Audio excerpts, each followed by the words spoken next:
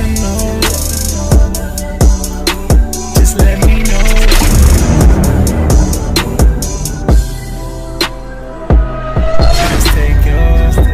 Just take your time. Y'all nigga, my niggas stay on your grind.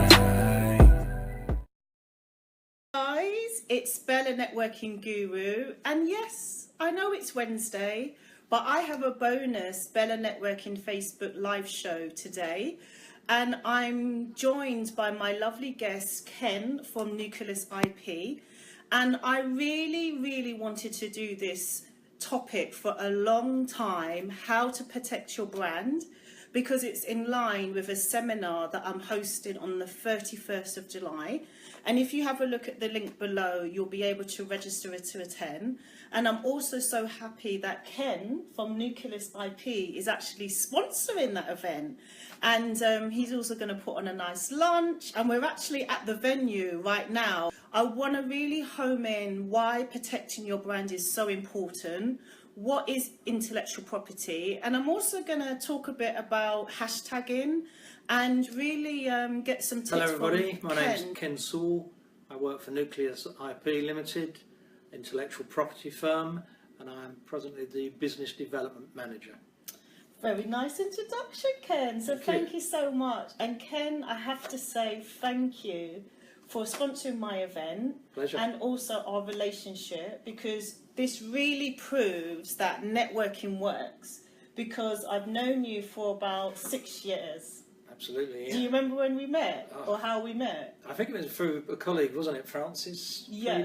Ex-colleague now, but yeah, through Francis, as you say, it's quite some time ago, wasn't Yeah, and actually it's quite ironic because I met you via an exhibition.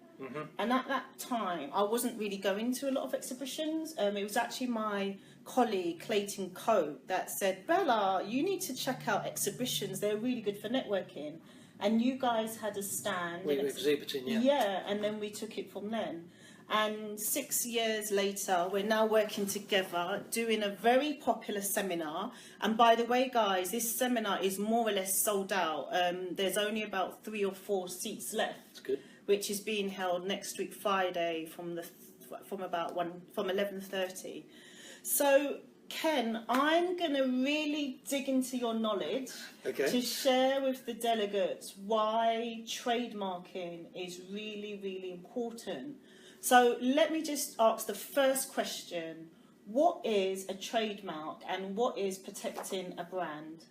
Okay, a trademark is something you use to distinguish your goods or services from those of another company. So, in other words, you can have a word, you can have a logo, and everybody will become familiar with that logo. You don't go into a pub, for instance, and ask for a pint of lager. You'll go in and ask for a pint of Foster's or something. Or a pint of Budweiser. Or whatever the brand you've become accustomed to. Right. And you know that the quality will be the same. Yeah. And therefore you have a favourite, like we all do. Yeah. And you go and repurchase that. Yeah. That's the idea of a brand, to Yeah. distinguish your goods Yeah. or services from those of another. Sure, and I really get that from a marketing point of view. You know, if we look at Budweiser and what's the other? Foster's. Yes. You know, everybody knows their marketing. Everybody knows why they're different and what the brand experience is. So in some respect then, it is really important if you've made so much effort with your marketing to protect it. Absolutely. Sure. So what's the sort of process? So say, for example, I want to launch a new type of, say a tablet or iPhone or new smartphone, sorry.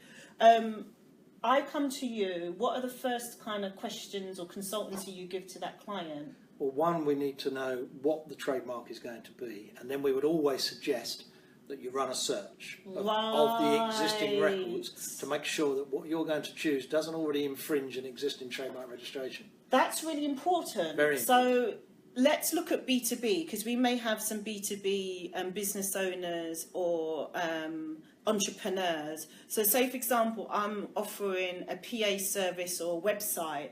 Not only do I want to protect my brand name that I've chosen, but actually somebody might already have registered that name. So I might be called, I don't know, Purple Hill Marketing, for example. So somebody else could have already used that name. If they've already registered that name, Yes. apart from using, if they've already registered it as a trademark, that could prevent you from registering that brand. Sure. Depending on when it was registered, whether it's being used, etc. And also, you can have the same brand for different business areas. In other words, you can have a Polo Mint. Yes. You can have a Volkswagen Polo car. Yes. And you can have a Ralph Lauren Polo T-shirt, perfume, etc. Same trademark, different business areas. So then that Polo name can be used differently within businesses. Yep. All right, let's look at a worst case scenario here. So, say for example, I'm manufacturing iPhone covers and maybe I'm doing training consultancy around smartphones or that technology. And yes, I've called myself Polo Tablet. Now, what if that already exists and I've done all my marketing, I've launched my website, I'm selling. What if another company who's called themselves, Polo Tablet finds out about me? What are they in their right to do? If they have a registered trademark, they can come after you on the grounds that you are infringing their existing trademark rights. They could ask you to stop. If you don't stop, then they will probably take you to court. Really? You may have to get rid of all of your stock, and you may have to rebrand. That's why we always suggest trademark search up front before you choose your brand Sure. name. It can save a lot of time, a lot of effort, and a lot of money. So, if we were to reverse that, if in the beginning, when I decided to launch that training or that product or service, if I came to you first and we registered, then that would eradicate all of that heartache. We would do the search, make sure that there is nothing on record which already conflicts, and then if it's available, suggest that you register it as soon as possible. Sure. And then we would look at the actual classes for which protection is required. It's always best to get your registration done at the outset in the correct classes for the correct goods and services. Sure. That there's no way you can change a trademark once it's filed. And is a class like a category of your service? How does that work? The class is like a category, as you say. There are 45 different classes. Right, okay. 1 to 34 are in relation to goods, so cosmetics free, pharmaceuticals 5, Sure. beers 32, tobacco 34. Then from 35 to 45 there are services, so you can get finance in 36, telecommunications in 38, etc., etc. So we have to choose the right classes, then define the right specification within those classes, so that going forward you've got the right protection and coverage. Sure. And I guess it's important to do everything at one time because it maybe costs money to add on other classes. The first class may be a certain cost. Yeah. Quite cheap in the UK. It's under £600 for 10 years, which is the term of protection. So that will cost you less than £1 a week for a single mark in a single class. If you're adding an extra class at the same time, it's not another £600, it's only another £200. Got you. So But it's important to do it. So then what's really important for those that are watching, the essential tool of a business plan, because then it's probably in that business owner's interest to think long term, where else is my business going to go? What other products or services might I sell further down the line? Absolutely. If you're, for instance, if you're a clothing manufacturer, you're probably looking at class 25 only, which also covers all your footwear and all your headgear. Sure. But if you're thinking about branching out into, say, handbags or jewellery or eyewear or umbrellas, they may be in different classes. So it's cheaper to do it up front. Yes. And secondly, you're getting the protection that you deserve. It's sometimes difficult for people to think long term or at least mid term. Sure. But try and do this because it could save you so much time, effort and money, as I said previously, in the long run. Got you. So guys, if you're watching, you are tuned in to the Better Networking Guru Facebook live show. I stream a live show every Monday at 12:15, but today I have a bonus show and I'm joined by the expert business development manager from Nucleus IP, and thank you for joining us, Ken. No problem. And he's given some really valuable tips about why it's important to protect your brand and actually why it's important to protect your brand really early. So Ken, this was something that I learned, and this was like ages ago when I launched my sister company, Rare World. And I was fortunate because I do have a bit of a marketing background that I wanted to trademark it. But I tell you what I didn't understand in the beginning. I thought just by registering it with Companies House that would protect me. It's a general mistake that people think they can have a company name and they also have a domain name which gives them a website facility. But the third tranche of that is the trademark. Just by having a company name doesn't prevent somebody else having the same trademark. Very, very important. And for what it costs, it's probably the best piece of business you're ever going to do by protecting your brand through trademark registration. So what advice would you give, say, to smaller businesses, micro businesses? I do believe any business can be of growth, no matter what size. So say, for example, if you had Joe the plumber or an electrician or just somebody who's doing secretarial services who don't understand or may not have the budget, what sort of response do you give to that? We do try and help smaller companies. We do try and help start-up companies as well. We try to give them a discount. We realise that they're at the very beginning of their company, and there could be a long road to fame and fortune. But hopefully we can give them that bit of help and assistance, professional advice that we provide. We will sit down with them, work everything out so that they can do it at the most cost-effective way and the best route for getting their trademark registration. Sure. And I actually have another question. I'm working with a client at the moment, and it's networking consultancy and also helping her to raise additional finance of, say, 150,000. And what I've learned as well, the importance of, say, a trademark and the intellectual property when you're trying to go to reach funding. Could you just share how important that is? I think you'll find that when you're looking for funding, especially if it's a fairly large amount, the company will realise how serious you are if you have a trademark registration. If you look at, say, for instance, Dragon's Den, you'll get a lot of people going to Dragon's Den and put over there exactly what they're looking for and what they're going to do. And the people at the other side who are looking possibly to fund will always turn around and say, how about your IP? Have you got your brand registered as a trademark? So and some companies, some of the big supermarkets nowadays won't stock outside brands unless they have that brand registered, because there have been so many instances of problems around big supermarkets stocking products which are infringing existing rights. And they get oh my God, if they haven't got that R.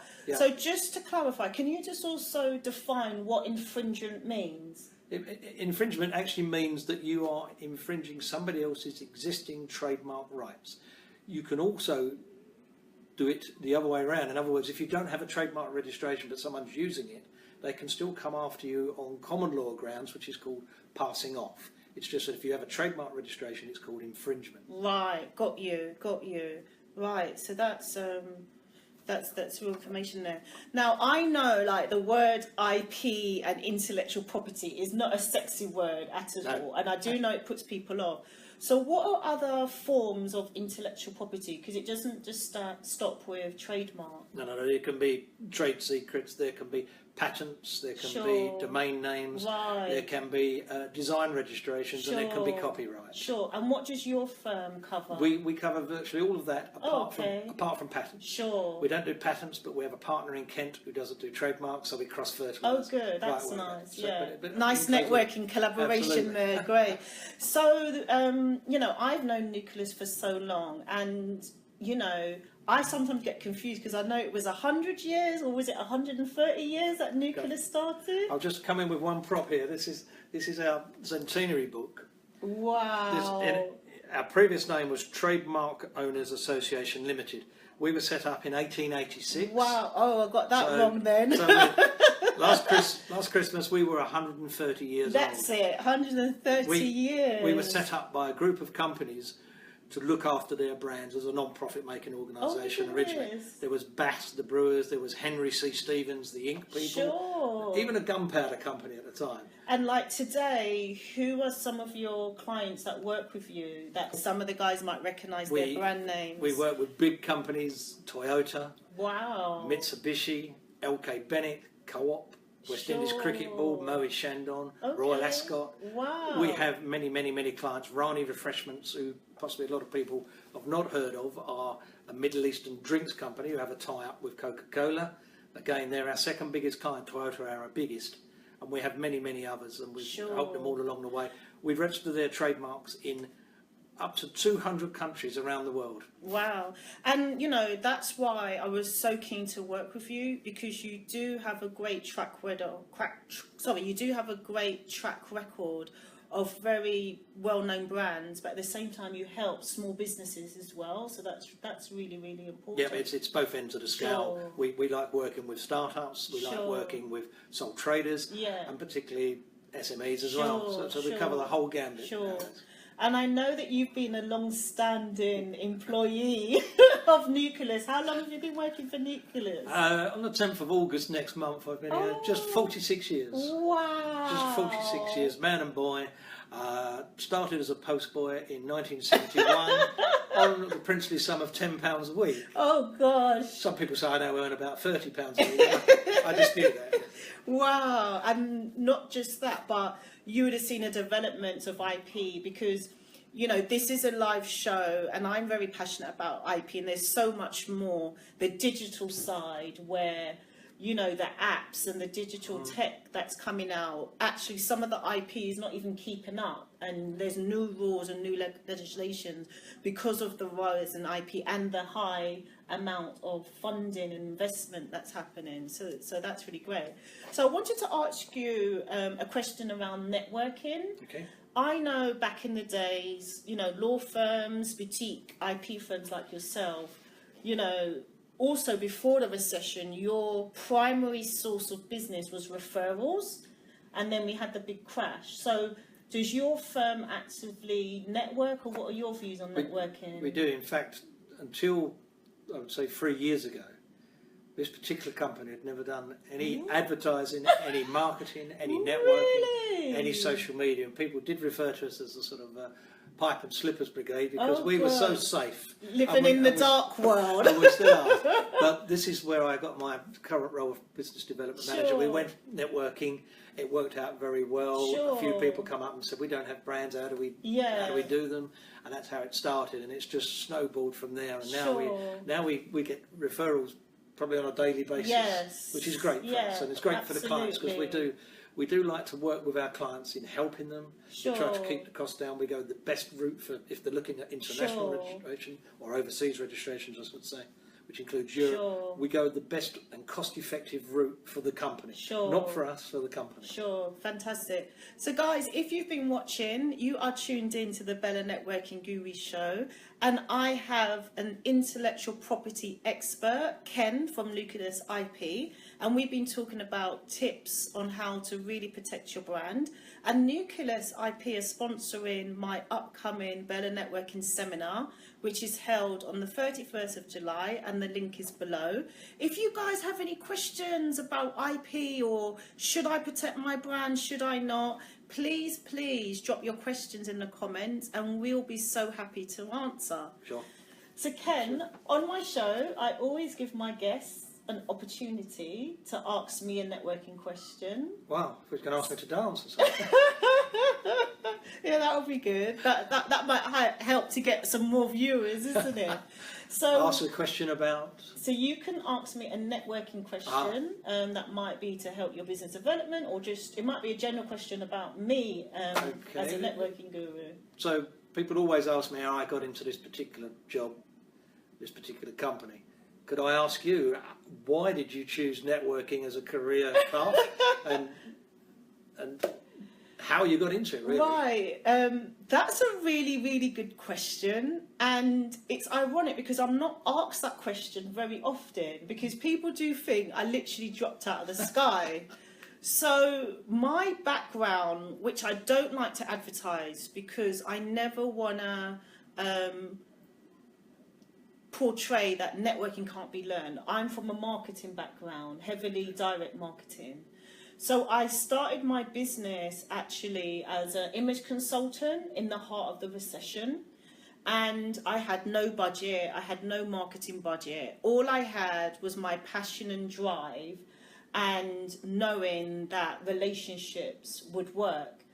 And I found out about networking. I didn't know what it was. It looked like a good way to promote my business.